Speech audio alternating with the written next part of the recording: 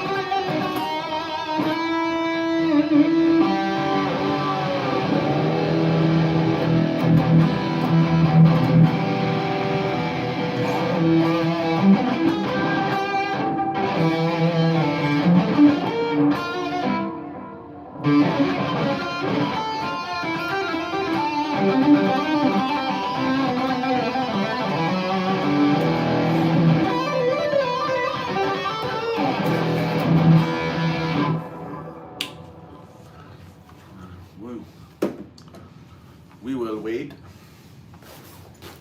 because I actually need to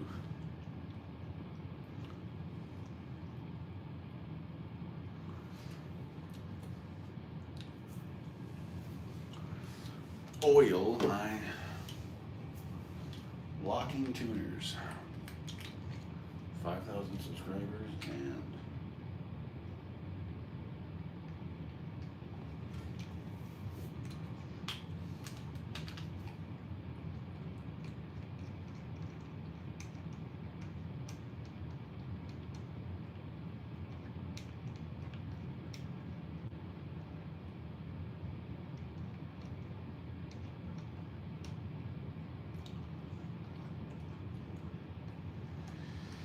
yeah, I don't really know what the hell's going on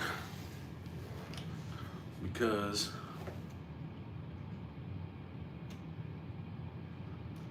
I mean, there's a good chance I may have fried some of this shit, you know? Can I cuss on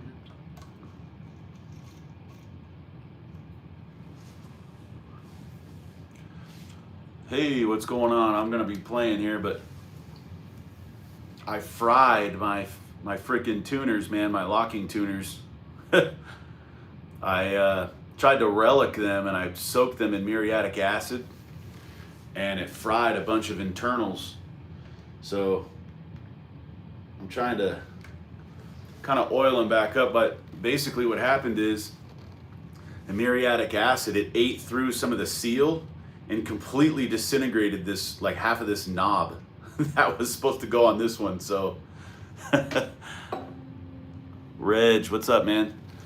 Yeah, so I'm trying to put band-aids on it, but I don't know if I should just get new locking tuners, because, but I'd be lying if I said I didn't, if I didn't kind of like the look, you know?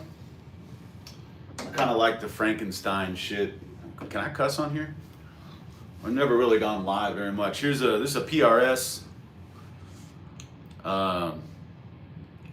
It's a PRS Tremonti with a tremolo. It's my first PRS that I've owned.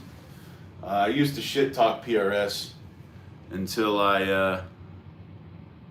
Alexandro Hernandez, what's up, man? But yeah, so I did some different stuff to it, but I used to shit talk PRS until I actually got one.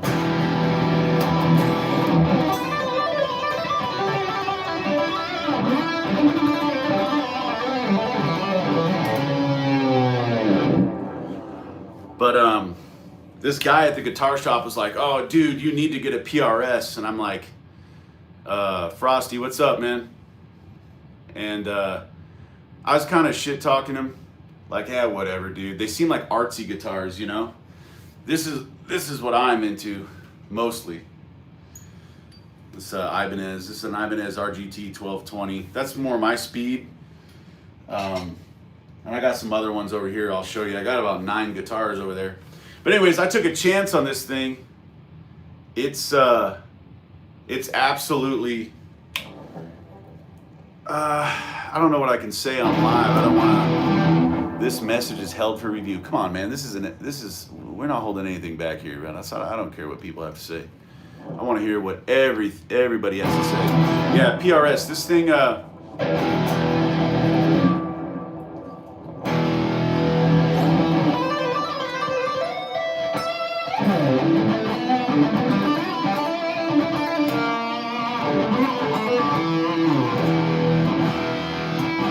Alexandro, what's up, man? But I would compare it to like, this thing is like the perfect girlfriend. If you've ever dated like toxic chicks before, you know, the ones that get crazy, accuse you of cheating and like, and you know, like beat your ass.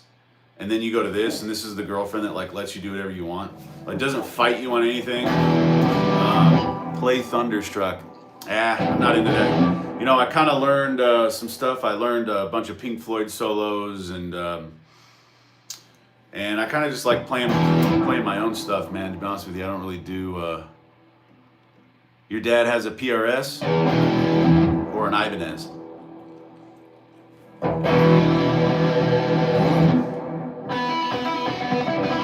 What is Thunderstruck? Something.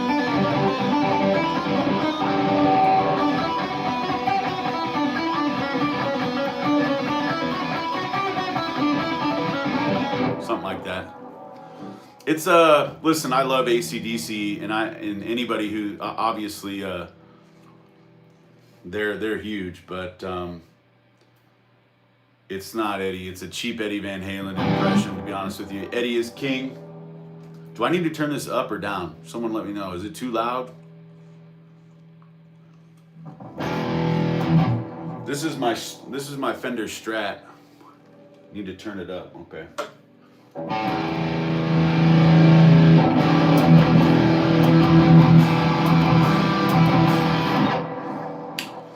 This is my Strat. This is a made in Mexico Strat.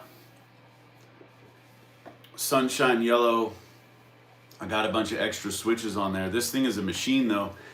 I was never a Strat guy because normal Strats, you get a single coil pickup here at the bridge and it's got no balls. It's good for blues, it's good for jazz, clean playing, but I'm a metal guy, so I definitely need the 2 humbuckers here.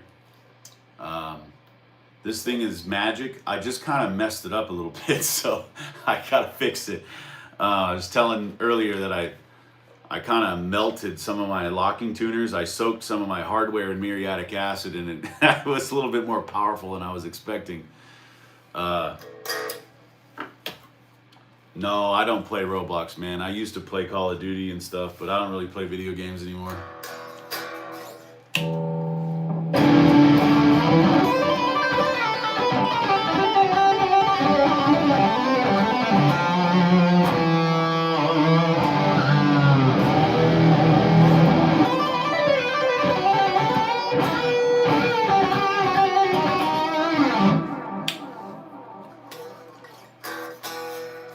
So compare that one. I'll plug in the Ibanez now so you can hear the Ibanez. This is probably pound for pound my best guitar that I own, and probably the easiest to play.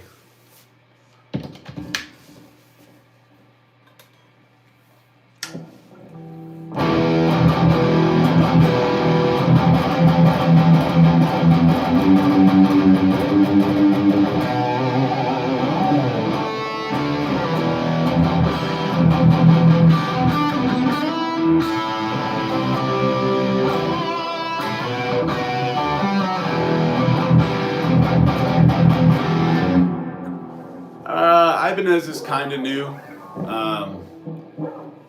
Within the last like 3 months. The thing I like about the Ibanez, other than just the playability, is the square inlays here. That's not very typical of Ibanez.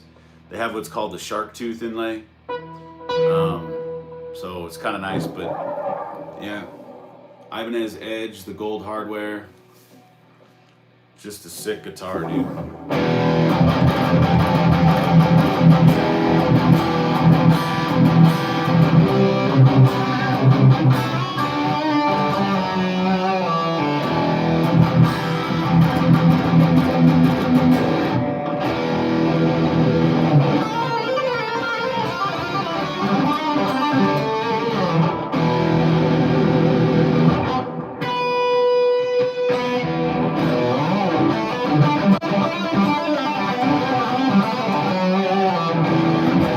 Here, I'll play you a backing track. Here's a track I was working on earlier.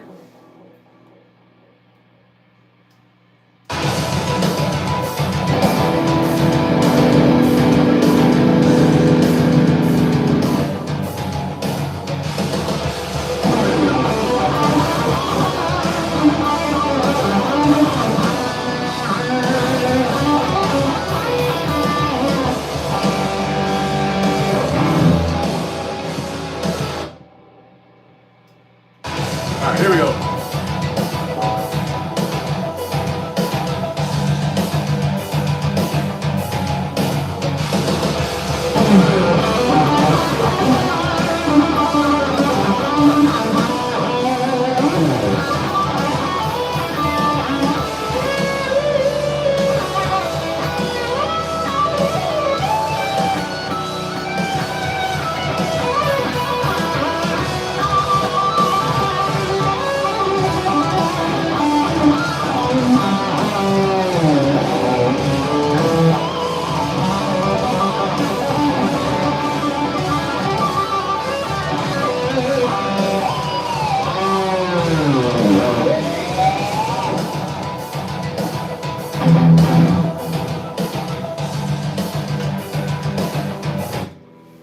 Can I play classical music?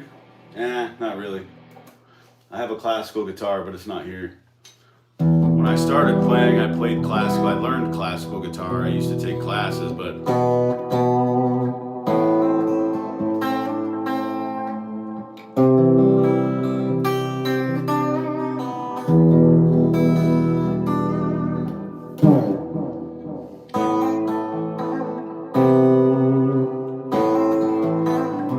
there it is.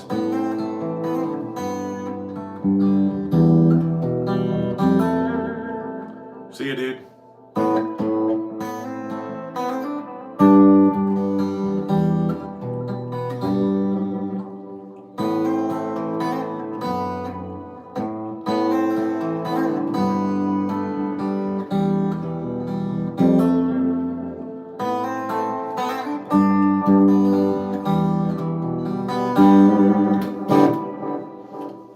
Back when Metallica was Metallica.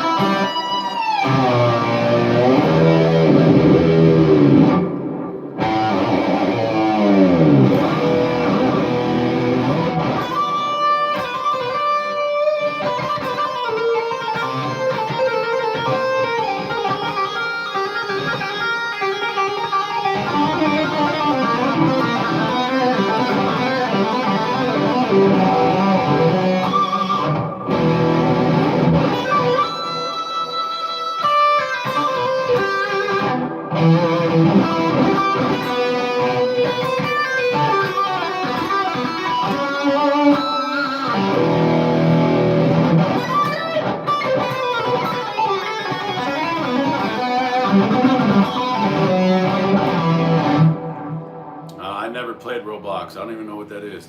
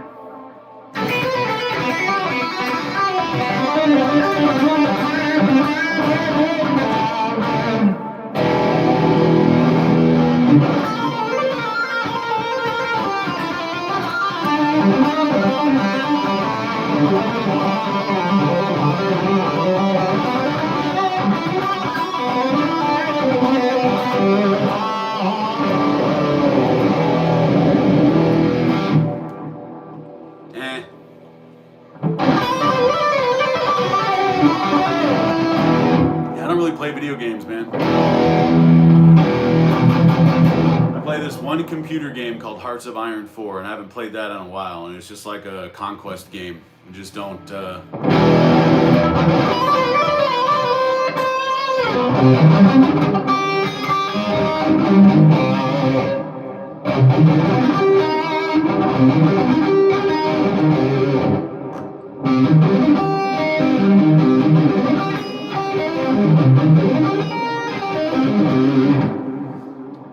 Johnny, what's up, man? I got a bunch here I can show you if you're interested. This is just the one I'm playing right now. I've been waiting for somebody to come in here interested in guitars, but this is my PRS. I was talking about this earlier. This guy at the guitar shop was talking up PRS for like years, the guy that works there. I kind of shit on him, to be honest with you. I don't know if I can cuss on here, but they just look too artsy, too like, you know, I like kind of Frankenstein-y stuff, metal stuff. But I saw this one, I took it home. This thing is, it's pretty sick, dude. Kind of changed my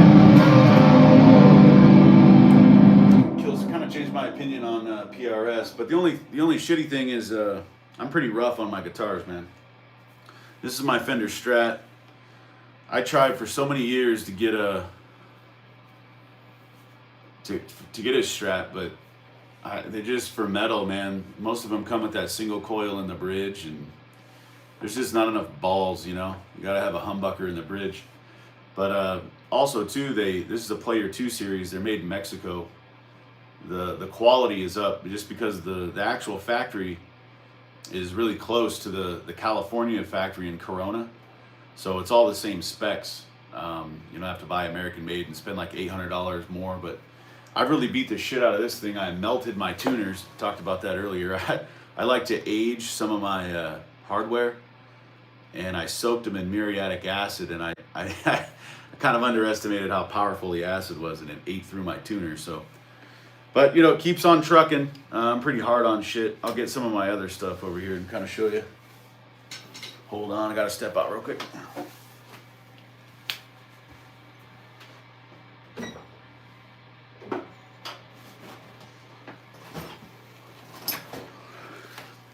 This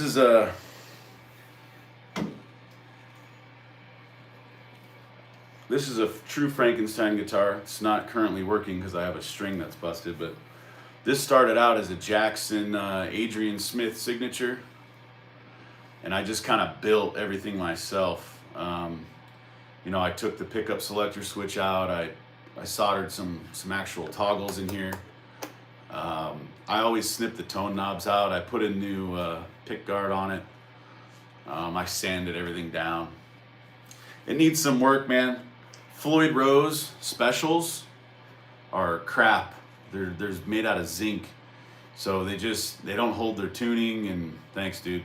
So I got to replace it. But you know, I built everything on this guitar. It's kind of like my first project guitar. And this is kind of atypical for me. This is a Fender Jazzmaster. I've done some stuff to this too, but not too much. It's more of like a tone guitar, you know. It's not really something that you'd like shred on, you know. But you can shred on them. But yeah, pretty sick. I like it. It's old school. But so that's those two. And then let me go grab a couple more.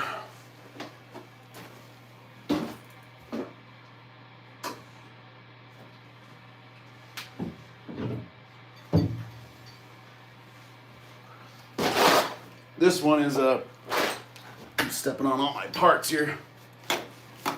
This is a pretty sick one. This is a Jackson. This is a Jackson X Series Soloist. The difference between the Soloist and the Dinky, they'll look the same to the eye, but it's just the neck. The X Series is a neck through design, and the Dinky is a bolt-on neck. But again, sick guitar, but it has a Floyd Rose special on it. So I actually have a Floyd on the way to replace the special, to kind of upgrade it. It does have a little bit of problem staying in tune. It's a sick guitar, but I just got to get the tuning. I got to get the Floyd thing figured out before it can really elevate. Active pickups, they're Jackson series though, so I'll probably eventually put some EMGs in there. But it is sick, man. Yeah, I love Jacksons too. I have another one on the way. I found a dude on Facebook Marketplace. I live in Montana, so things are really spread out, but he was way up north in a really, really small town, and he had a Jackson yellow crackle dinky, and I bought it off him for $400. I had to have a friend pick it up, but yeah, that's the only thing. When you get into the mid-tier level Jacksons, they're gonna have Floyd Rose specials. And you just need to get rid of the special. Sometimes you get lucky and you get a special that's actually pretty good, but yeah, it's not high quality. You can spend a little bit more, and about $200 for a Floyd Rose original, and that should be good. A Floyd Rose 1000 or something like that. Anything made in Korea out of metal and not zinc is gonna be ideal. And then this, I got this for a steal. I found this on Reverb for $300. It's just ridiculous, really. It's a Wolfgang. It's an EVH. It's a Wolfgang. It's not the custom. I think it's the standard. Here, I feel like I stole it from the guy, to be honest with you.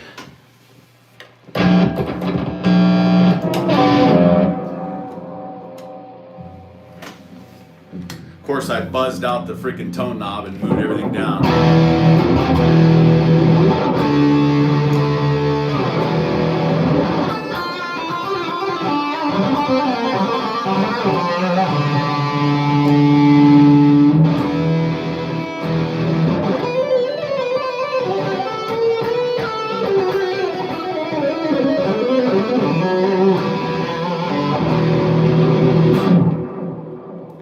For $300, good grief, dude. And then I'll show you the last two, really. Let me hit this one, stand by.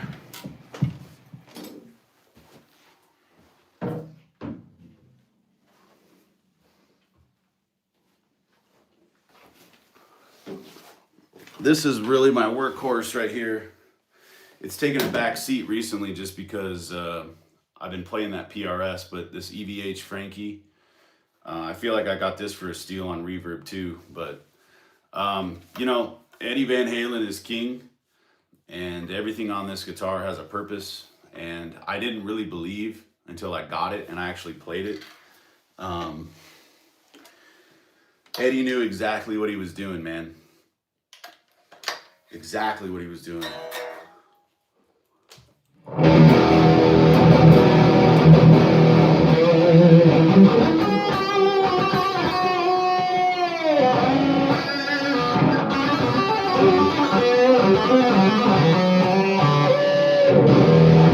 Like, it's so easy to play.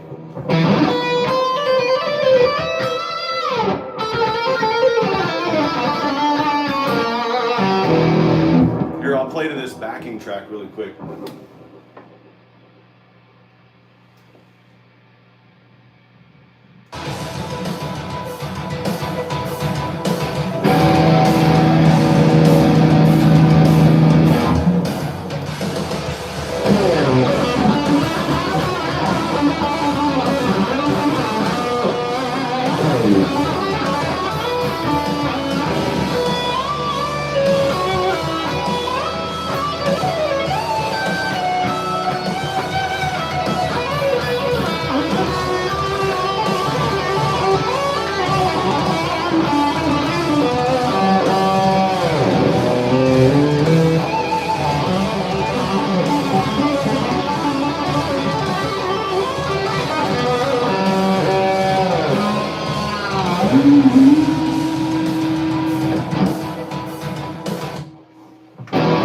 Might be like a couple steps down, but yeah, this thing is a monster, dude. And you know, this is a dummy pickup. I don't know if you're familiar with these, but there's only one active pickup. It's this humbucker at the end. Yeah, this thing's an absolute monster. I don't know if you're familiar with Charvel guitars. I could go on an absolute history lesson here with Charvels, but when Eddie Van Halen got started, his whole purpose was to try to cross a Gibson and a Fender Strat, because at the time those Fender Strats didn't come with humbuckers in the bridge. They were just a single coil, and for what he was trying to play, that single coil it doesn't have any balls. So he was trying to take the Gibson pickups and put them in a Fender Strat, because the Gibson didn't have the tremolo arm, and Gibsons still don't. That's why I like the PRS, because it's got the Les Paul look, but it has a tremolo system. I've specifically never played Gibsons just because they don't have tremolos, and they're boring. But so Wayne Charvel basically got a hold of Eddie, what he was doing, and he started kind of copying Eddie a little bit. But Eddie, on the Fender Strat, he needed to route out this back portion bigger. And at the time, Wayne Charvel was the only dude doing that. So he linked up with Wayne Charvel and bought like these body pieces from him and made his own shit. And then eventually what it turned into was Wayne Charvel was like stealing all of Eddie Van Halen's ideas, that he would like change stuff in the guitar and rewire the guitars and stuff. Nobody was really doing that at the time, so Charvel kind of took it and ran with it. And they ended up getting into like a lawsuit and all that stuff, but the Charvel brand was ended up getting taken over by a guy named Grover Jackson from Jackson Guitars. But yeah, Charvel today, I don't know who they're owned. Are they owned by Fender? I don't know. But these are just absolutely disgusting guitars, dude. I had a chance trading a Jackson for a Charvel, but the guy backed out. Yeah, well, depending on the Jackson, that probably would have been a good trade. I've had a couple Charvels. This is the one that I ended up with. It's a lot like the Eddie, the Frankenstein, although this one's going to be out of tune because I just tightened up the trem. But oh my god, that's terrible. Let me tune this thing really quick. But yeah, really look into Eddie, man, because it's just, the guy changed everything, man. Yeah, see, I got to retune this whole thing. It's not even going to be worth playing because it's going to sound like shit. But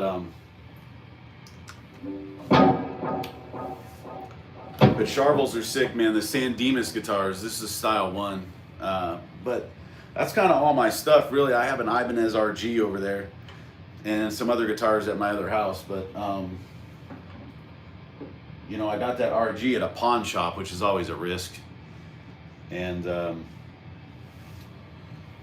see if the Jackson's in tune. I was having issues with it earlier.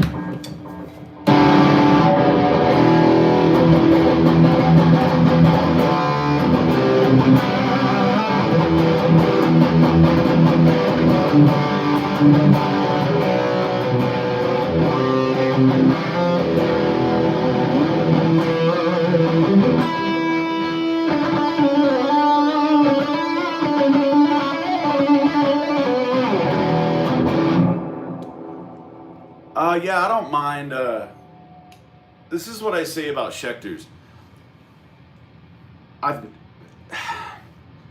did actually recently play a Schecter at the guitar shop that was unreal. It actually looked like the Ibanez, really, except it had a Sustainiac in the neck pickup. That's one that I would buy for sure. I've had a few nice Schecters. So what I always say about Schecter is, I've never played a Schecter that I didn't like, but I've never played a great Schecter. You know what I mean?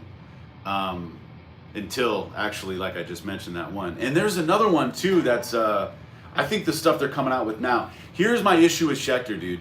It's not that they're not made well. It's that all my guitars are single cuts, man.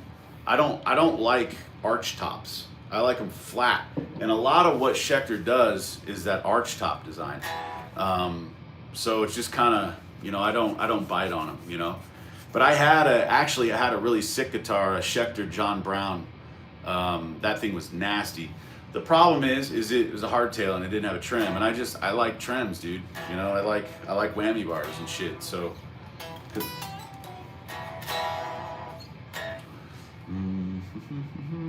Tempest, yeah. What the hell was that name of that one? The Blood something. Apocalypse? Blood Moon? I don't know. Something like that.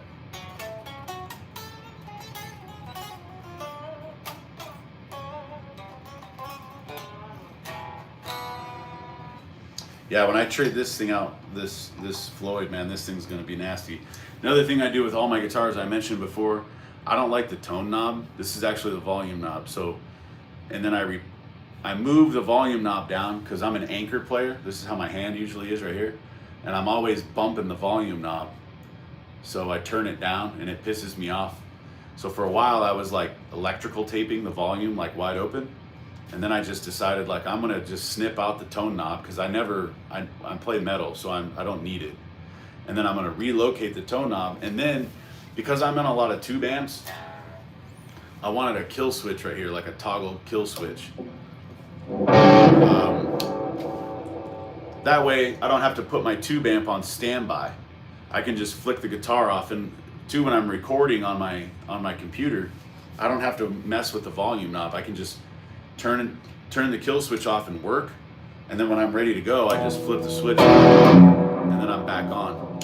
So it's just more of a functionality piece, and most guitars come with the volume knob right here.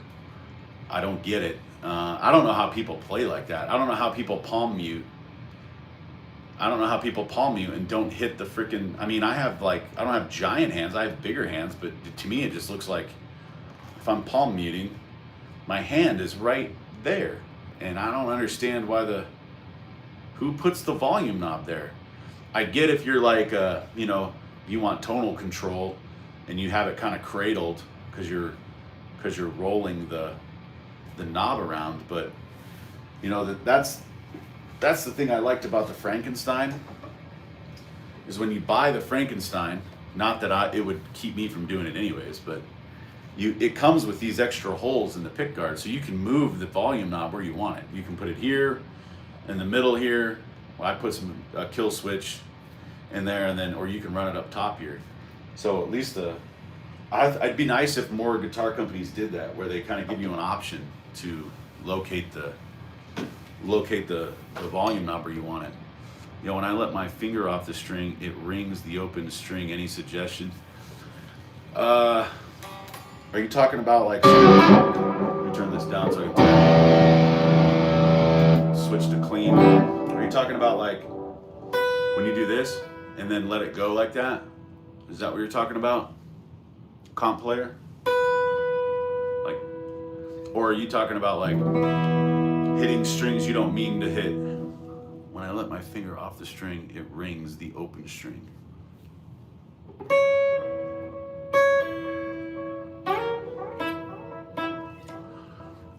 If I'm understanding, yeah, so you got to learn how to play with your hand, with your palm on the bridge, and as your hand comes in contact with the string, it'll mute that.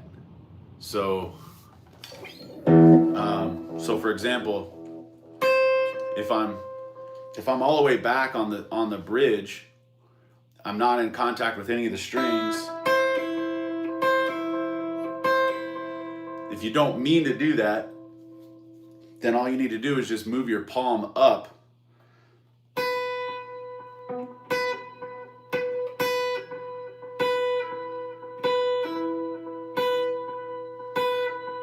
And then it'll cut that out.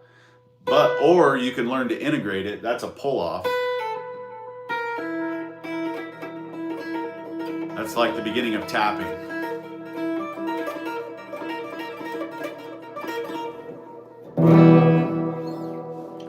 But yeah, you got to learn palm control. That's going to help you a lot.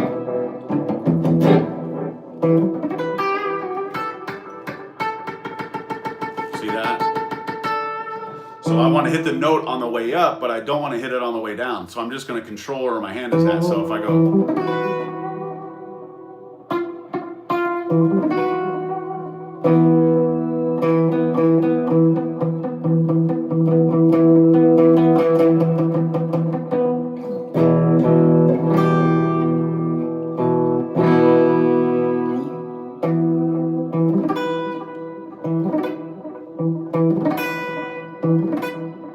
Hear the difference?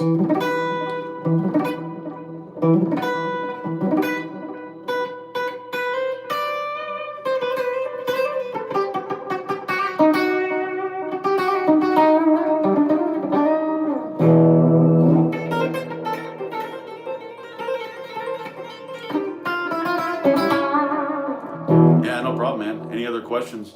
I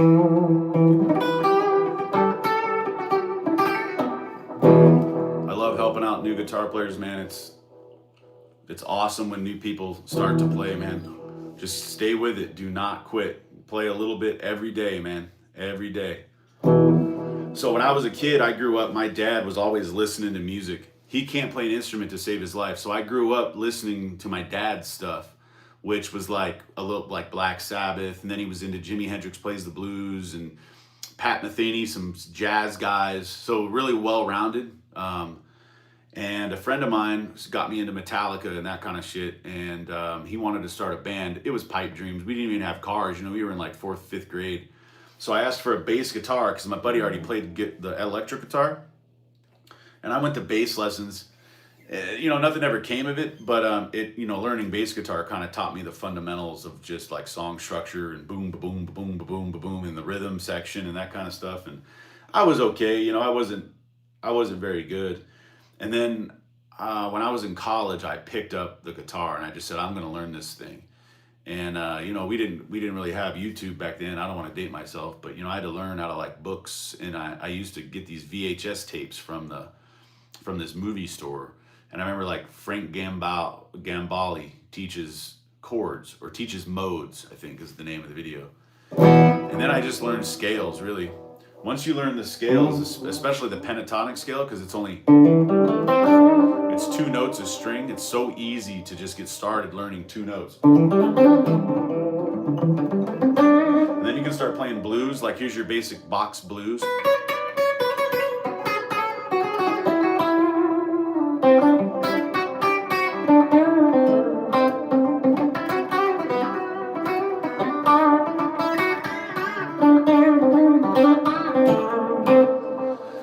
And then once you get box blues, you can kind of start getting creative a little bit. And then you can learn like your actual scales, like your 3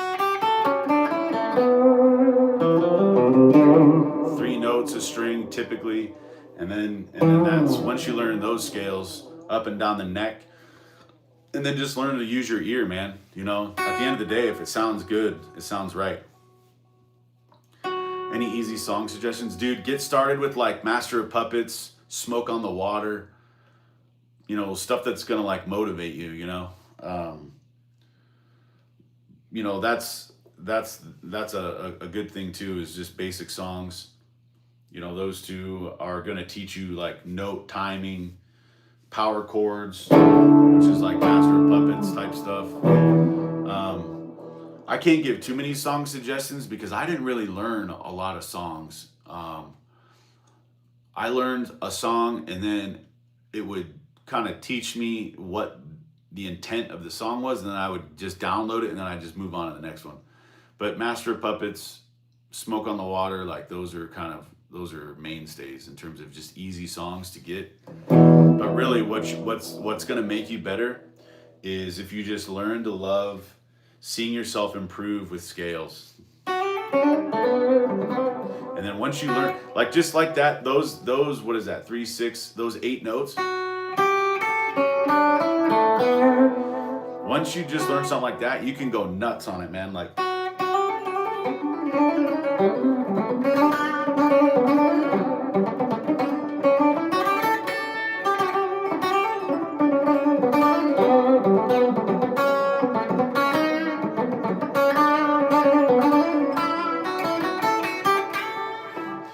and then you just go to town, just be creative, And another reason why you got to practice the scales is because it's going to build the dexterity in your fingers. Another thing I'll tell you too, while you're here, you got to learn alternate picking. You can't just downstroke the whole time. While you're starting, learn to alternate pick up and down right now. Get that down now, and everything else will be easier down the road. I've been playing one song over and over again. It's called Snow by Red Hot Chili Peppers. It's really hard. I'm too slow. Yeah, just keep practicing it slow, man. Just keep practicing it slow until you... When I learned Pink Floyd's Comfortably Numb solo, I had it on like 0.25 speed. Because a lot of it's memorization too, And you got to remember what they're playing when they're playing it. And then there's timing. Yeah, I'm really picky with picks, man. Here's the thing, like I don't know what you mean by bad. Do you as in like you lose them or you can't find one that you like? Um, I like picks that have grip on them. So I try to get something that's got a little knurling on the pick that I can grip.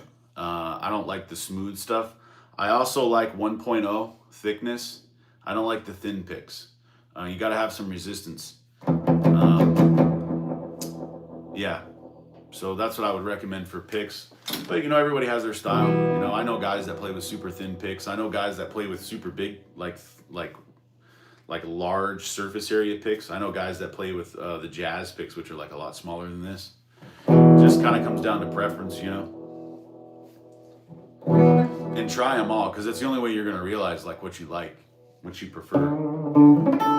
Also, string gauges. I wouldn't get too thick on the strings as a new player.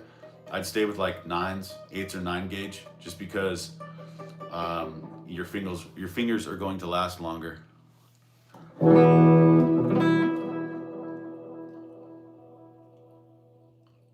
Timing. Yeah. So you got to go alternate picking. When you do your scales, you need to go down, up, down, up, down.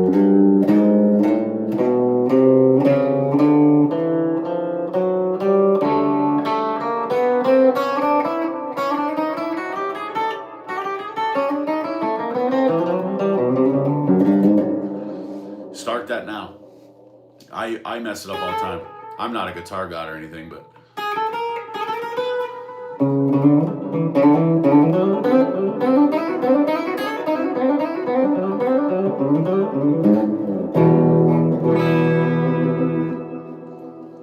just stay with it, man.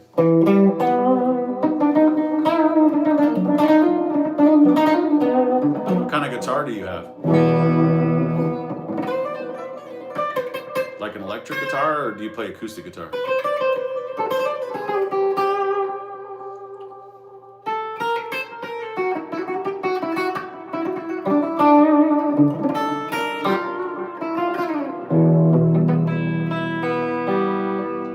Like, here's some Metallica.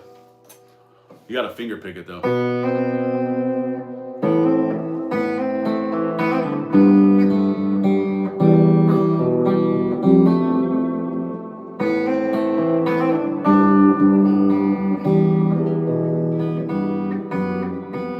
What's that last note?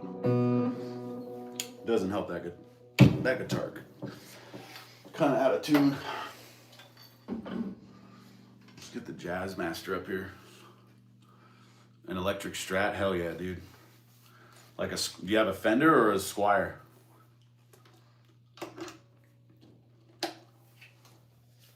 Ooh, that sounds terrible. That's not bad. Ooh. Let's get this tuned up. Because this is a Squire.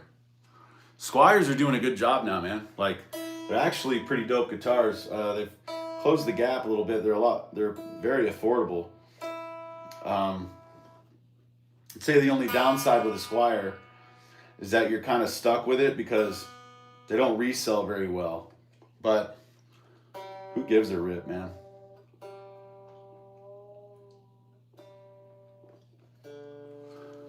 You have some nice guitars. Thanks, dude. I appreciate it. What's that Metallica song called? That's from, that's at the end of To Live Is To Die on the Injustice for All album. I'll play it here on the Jazz Master. It'll probably sound a little bit better. Man, this thing doesn't want to stay in tune either.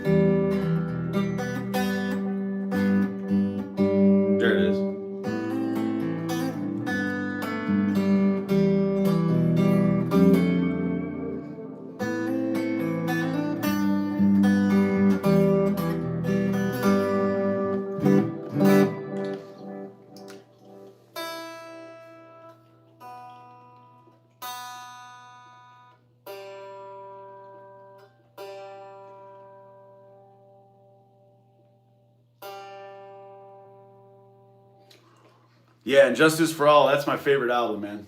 And my battery's dying here, so. And Justice for All. Basically, those first four Metallica albums, man. Anything after Injustice for All, I don't know. I like the Black Album. I can't crap on the Black Album. I like the Black Album, but really, the Black Album for me kind of signifies like the beginning of the end. You know, like. But those first four albums are absolutely ridiculous. But Injustice for All is my favorite.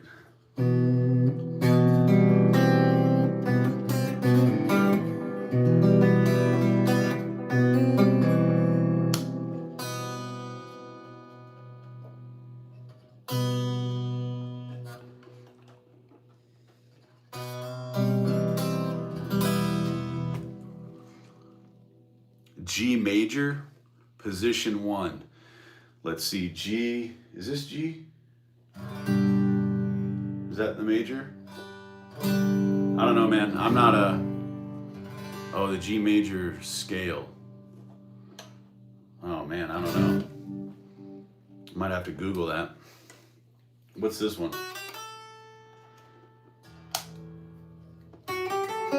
Is that B minor?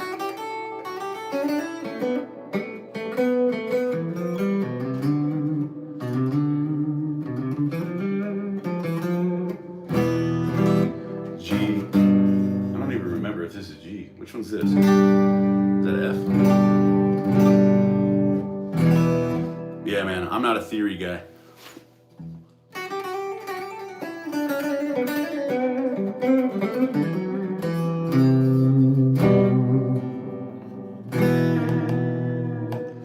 Different style tremolo, definitely on the Jazz Masters.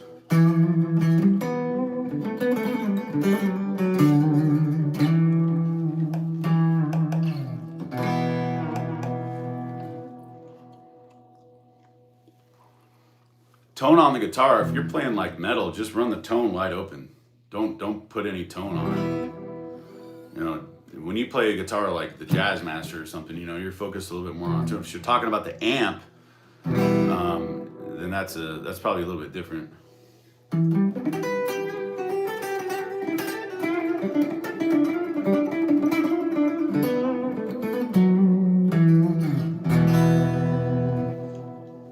I wish I had a tone knob. Well, this one right here, so you're just gonna run it wide open so the notes are bright. If it sounds like there's like a cloud, like it's cloudy or muffled, then your tone knob is all the way down. So just run your tone wide open if you're playing metal or rock and roll. Typically that rock stuff, hard rock, is all wide open.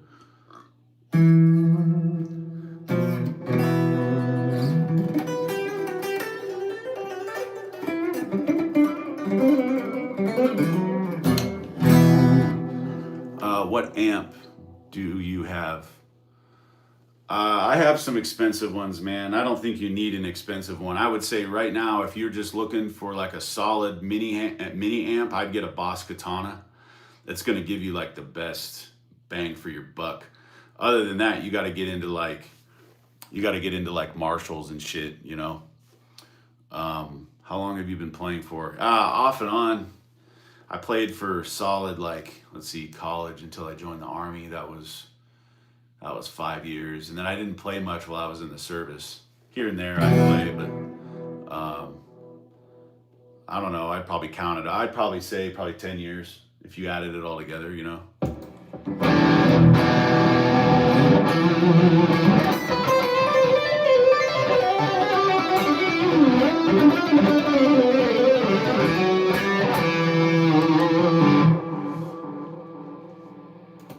Not a fan of the Jazz Master with distortion, I can tell you that. Let's get the Ibanez back up here.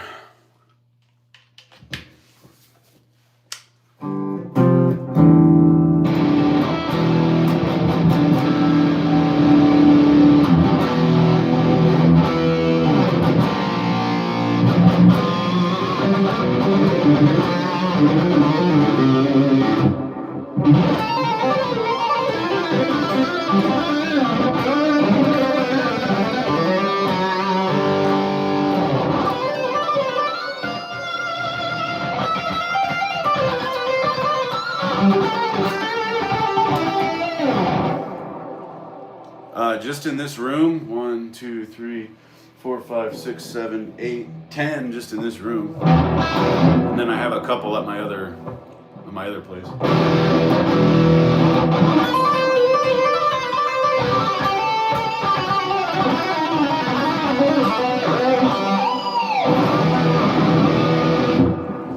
Where did you get your guitars? I got some on Reverb. Mostly the guitar shop down here.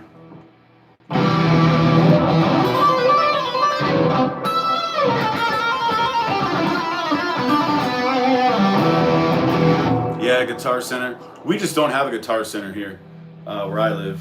Where I grew up, though, we did, and I bought one there.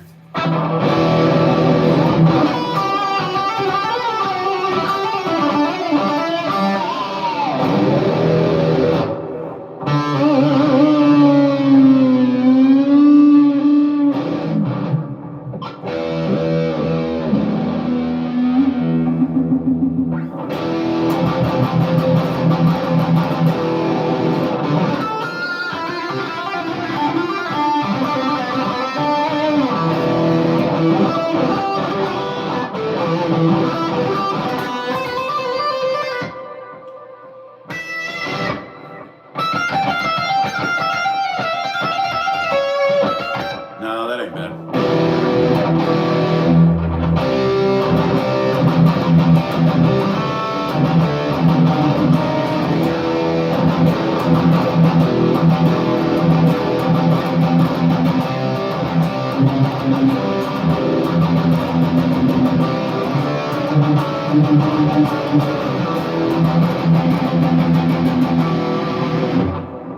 Ooh, let me check how much battery I got left.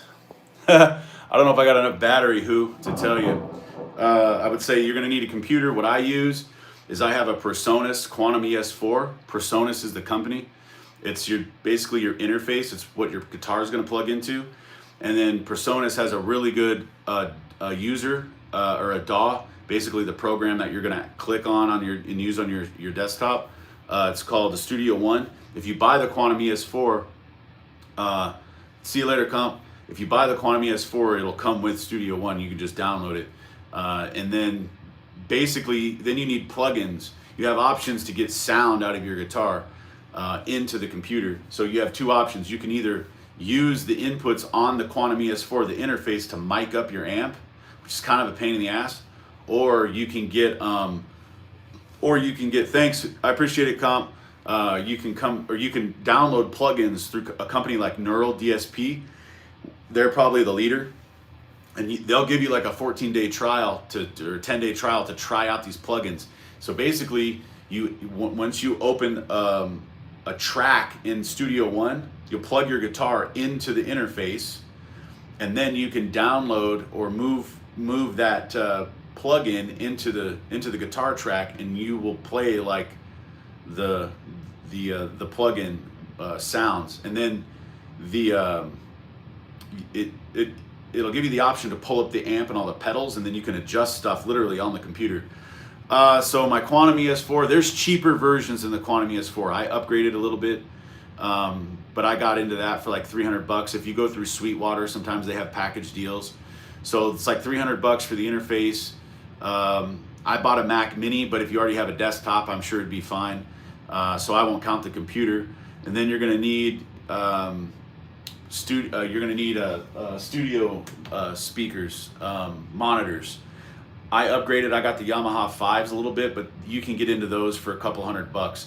So I think like if you already have a desktop and you already have a guitar and guitar cables and stuff, probably $500, and that's for like pretty good stuff.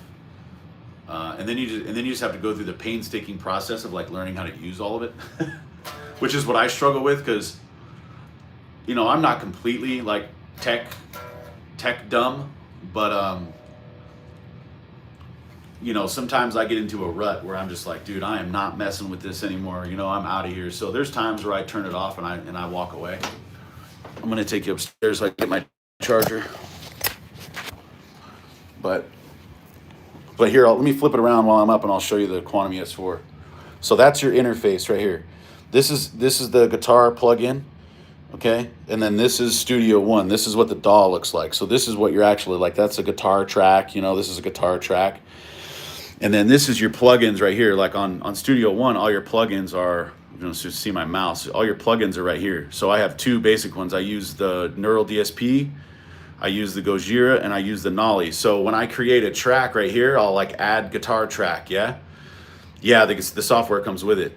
And then you basically just drag this over to the track, and then you can pull up. I'll show you the amp. So this is where you control that plugin that you bought. So here's your pre pedals, here's your cab, so you can control all the knobs as if it was just like a normal cab. And then you can EQ. I wouldn't recommend getting too much into that. And then here's your modulation, so your reverb and your delay. And then every plugin that you get is a little bit different. So I'll show you the Gojira one. Well, I don't know if I have I don't have it loaded in right now, but yeah, everything kind of comes with it. Some of them, I don't know if the software comes with it. Like if you bought like a Focusrite, I don't know, but if you buy the Personas, that's what I want. Actually, Studio One might be Fender Studio now, but yeah, if you buy the Personas, it'll come with it, and you can just download it straight from their website. It gives you like a code. But if I can do it, anybody can do it, because I'm a meathead, dude. So.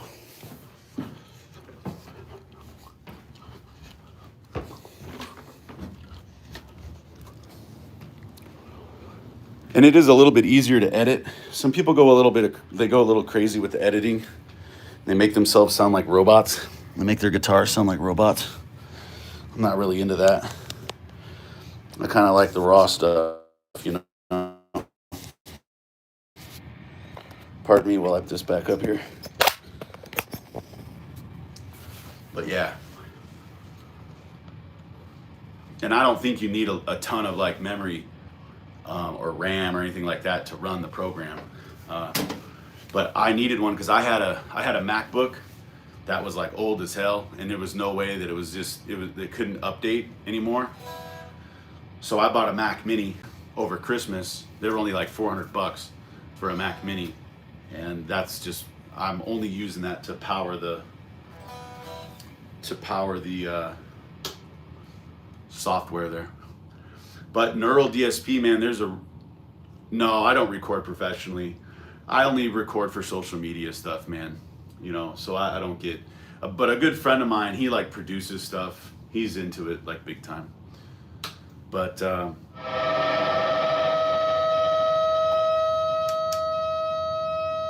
don't know why it does that. But I was in bands a long time ago, a couple death metal bands and like a metalcore band, and we went to California to record demos and stuff, but before you could do this in your garage or your bedroom. But it would be cool to,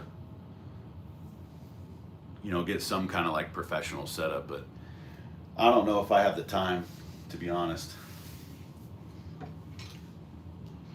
Basically what I do to practice is I subscribe on YouTube to a couple of backing tracks. It's basically just guys, that's all they do. They just make backing tracks. And they'll tell you like, this backing track is in E minor, and then they'll give you the E minor scale on the screen with the backing track, and you can practice sort of, you know, you working within the scale, writing your own song to it. So, and then I write my own stuff to it, I record it, and then I upload it, and then I just make sure that, because it's the right thing to do, that I give the backing track guy credit. But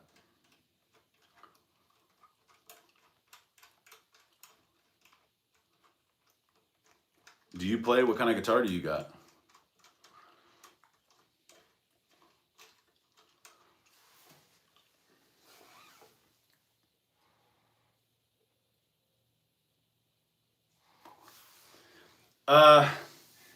No, I have another channel I'm trying to grow. It's called Riff Chaser Russ. I should probably use this channel because I have more subscribers, but I got a lot of these subscribers doing other like different types of videos, and it was years ago, and then I just never went back to that content because it just stopped being authentic. So Yeah, Riff Chaser Russ. I put a lot on TikTok too, but I might come to YouTube a little bit more often now because I tried to go live on TikTok and I was on there for like 20 minutes, man, and I had no viewers, so um, that's why I came to YouTube because I figured I'd get a little bit more interaction on YouTube. Yeah, Riff Chaser, that's RIFF Chaser Russ, RUSS, and I think the @ is @ Riff Chaser Russ.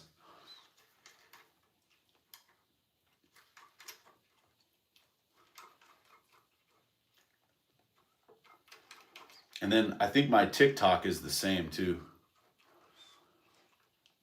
Pretty sure it is.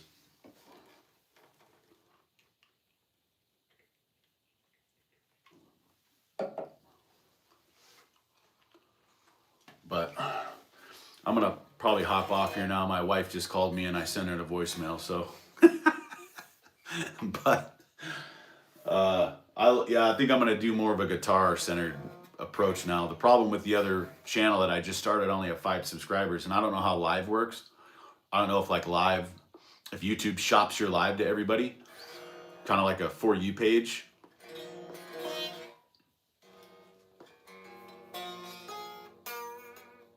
Man, why is that so out of tune?